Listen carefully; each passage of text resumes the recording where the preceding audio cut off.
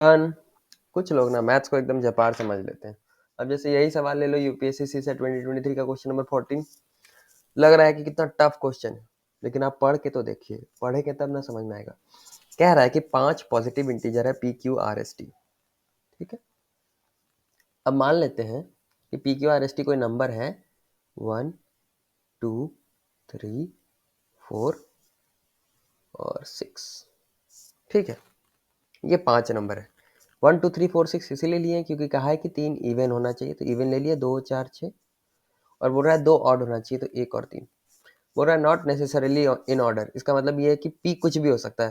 हो सकता है पी 4 हो सकता है पी 3 हो, कुछ भी हो सकता है। ठीक है, तो अब बताइए कि P plus Q plus R minus S minus T एकदम इवन ही होगा। जो इसका वैल्यू होगा ना, ये अरिथमेटिक कैलकुलेशन का जो वैल्यू होगा वो इवन ही होगा, या फिर ये जो अरिथमेटिक कैलकुलेशन है इसका वैल्यू ऑड ही होगा। और ये बताना है कि इन दोनों स्टेटमेंट में से कौन सा स्टेटमेंट सही है। ठीक है, अब आप सोच रहे होंगे कि ये तो बहुत टफ क्वेश्चन, कैसे पता करेंगे। बहुत ईजी है।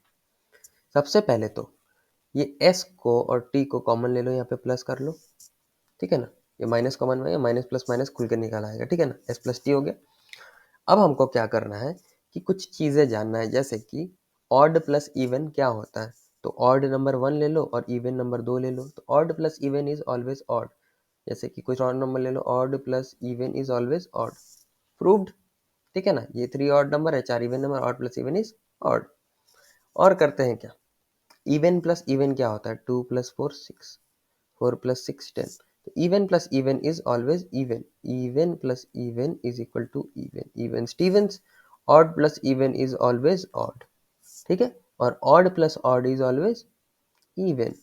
कैसे, 1 plus 3 is 4, 1 plus 5 is 6, 3 plus 5 is 8। तो odd plus odd is even, even plus even is even, odd plus even is equal to odd. एक ही सिचुएशन में ऑड आता है, जब ऑड और इवन ऐड होता है। अब यहाँ पे क्या करते हैं कि s को मान लेते हैं हम लोग ऑड नंबर, और t को मान लेते हैं हम लोग इवन नंबर। ठीक है, ऑड प्लस इवन क्या बताया था, ऑड। ठीक है, और यहाँ पे क्या होगा, यहाँ पे अगर एक ऑड ले लिए तो क्या बोल रहा है कि 2 ऑफ देम आर ऑड। यहाँ पे एक ऑड ले लिए तो इधर पे एक ऑड बचा होगा, कोई सा भी ऑड होगा। ठीक है, बाकी सब तो इवन ही होगा। तो इवन प्लस इवन, 2 डिजिट बढ़ेगा ना, even plus even is even, even plus odd is odd. और यहाँ पे क्या निकाले थे, ऑड माइनस ऑड क्या होता है, आप तो सर बताया नहीं। Odd plus odd minus odd क्या होता है। तो अब मान लो ना, 3 माइनस 1 2, फिर 7 माइनस 3 इज 4। तो odd minus odd is even. ठीक है, ये पहला केस था। किस चीज का पहला केस था, जब हम लोग एक इवन और एक ऑड लिए थे एस और टी में से, है ना। ठीक है, अब हम लोग क्या करेंगे कि हम लोग दोनों को ही ऑड लेंगे। ये दोनों अगर ऑड हो जाएगा तो odd plus odd is odd. ठीक है, odd plus odd is odd plus odd is even, ये इवन हो गया। और यहाँ पे क्या था, तीनों इवन है, तो even plus even even, even plus even even, even minus even, even minus even भी इवन ही होता है। जैसे 6 माइनस 4 2, जैसे कि 12 माइनस 8 4, वैसे ही इवन प्लस इवन भी इवन होता है। तो हमारे पास दो ही सिचुएशन था कि इन दोनों नंबर में से या तो एक ऑड हो, एक इवन हो, या फिर दोनों ही ऑड हो। ठीक है, तो हम लोग प्रूव कर दिए कि हाँ, ये डेफिनेटली इवन ही होगा। पहला स्टेटमेंट तो हमारा बिल्कुल सही है, 1 सही है। ठीक है, अब हम क्या करेंगे, इसको मिटाते हैं थोड़ा सा। ये चीज़ें है ना, ये रट लो। जैसे कि अभी मैंने बताया odd plus odd is even, odd minus odd is also even, odd plus even is odd. अब हम लोग एक और करते हैं। ठीक है, पहला वाला कर लिए कंप्लीट, अब करते हैं दूसरा।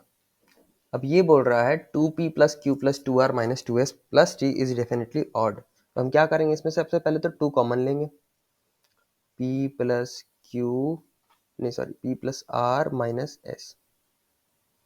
ठीक है, और क्या बचता है, प्लस q प्लस t।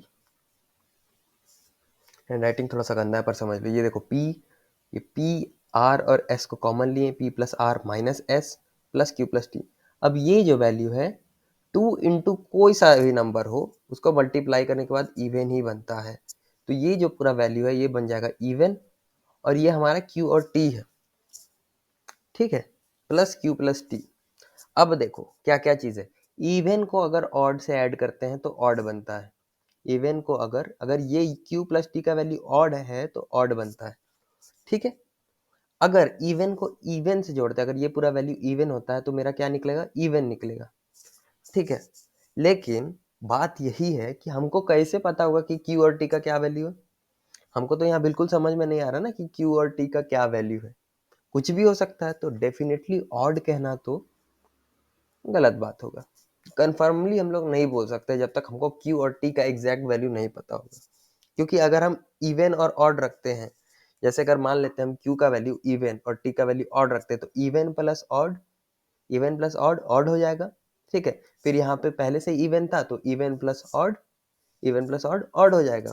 लेकिन यहाँ पे अगर दोनों ही इवन हो तो इवन प्लस इवन इवन, दोनों ही अगर ऑड हो तो भी इवन प्लस इवन इवन। तो यहाँ पे जो है ना दोनों सेंस बनता है, इवन और ऑड दोनों ही निकल सकता है, इसलिए ये जो है ना डेफिनेटली ऑड, ये गलत हो जाएगा। तो हमारा कितना स्टेटमेंट सही है मेरा भाई, इसको मिटा देते हैं थोड़ा सा। कितना है बताइए, एक ही स्टेटमेंट सही है, ऑब्वियस सा बात है। ये वाला जो है ना ये चीज लिख लेना, odd minus odd even, odd plus odd even, odd plus even odd, even plus even even.